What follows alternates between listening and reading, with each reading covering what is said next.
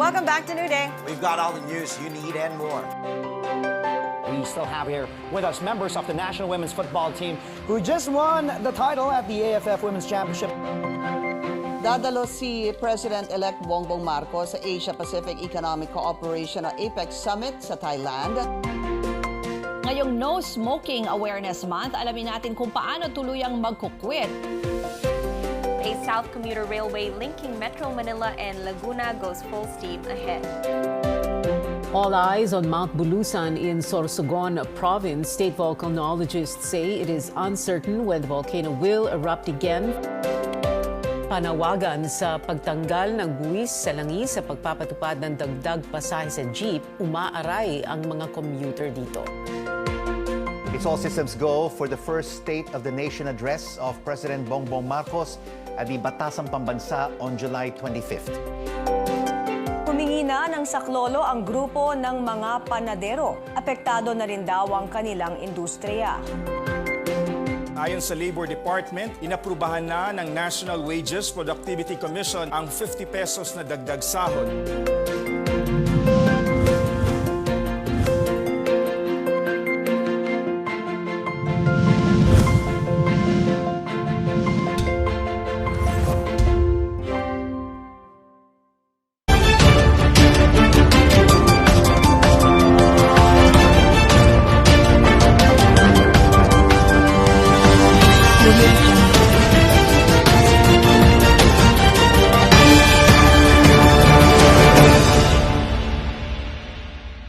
Good morning, Philippines. Good morning, LCN viewers.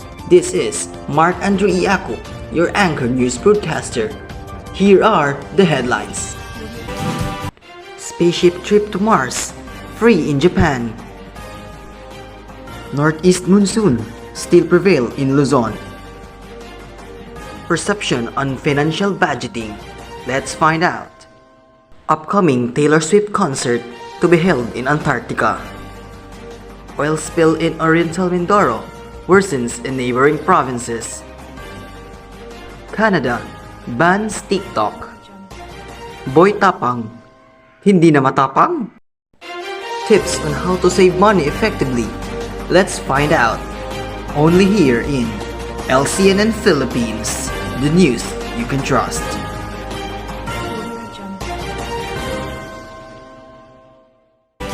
Financial budgeting. Let's ascertain the perception of Filipinos on finances and regards on how they budget their finances. Our LCNN Philippines news reporter, Mary Ann Ranke, entails the report. Making ends meet is a challenge for many Filipinos, and not only for those who are poor. A recent survey on financial capability and inclusion, conducted by the World Bank in collaboration with the Bangko Sentral ng Pilipinas or BSP, for the first time provides data on household financial behavior, decisions, and knowledge of financial concepts. I am here in SLR National High Schools where I will introduce some students about their perceptions and thoughts on how they budget their finance. Some students here and we're gonna interview on how they budget their finance. We have... Hi, I am Andrea. Hello, I am Rowan. May I ask you, ma'am, how do you define finance?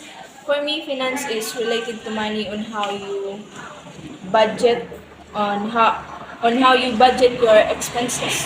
How much is your daily allowance, ma'am? Well, my allowance is 20 pesos daily.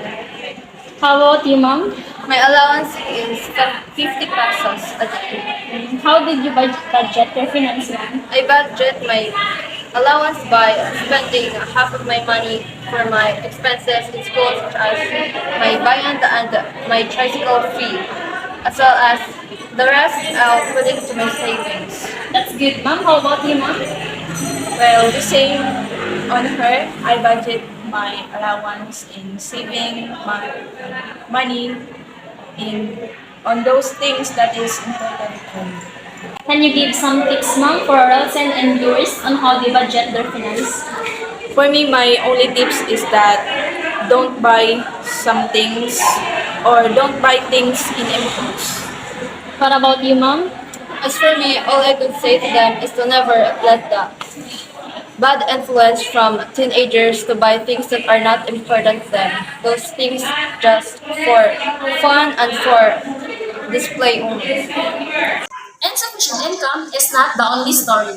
Among other factors are speed, providing financial help to others, overspeeding, unexpected expenditures due to illness or other emergencies, and lack of planning and budgeting.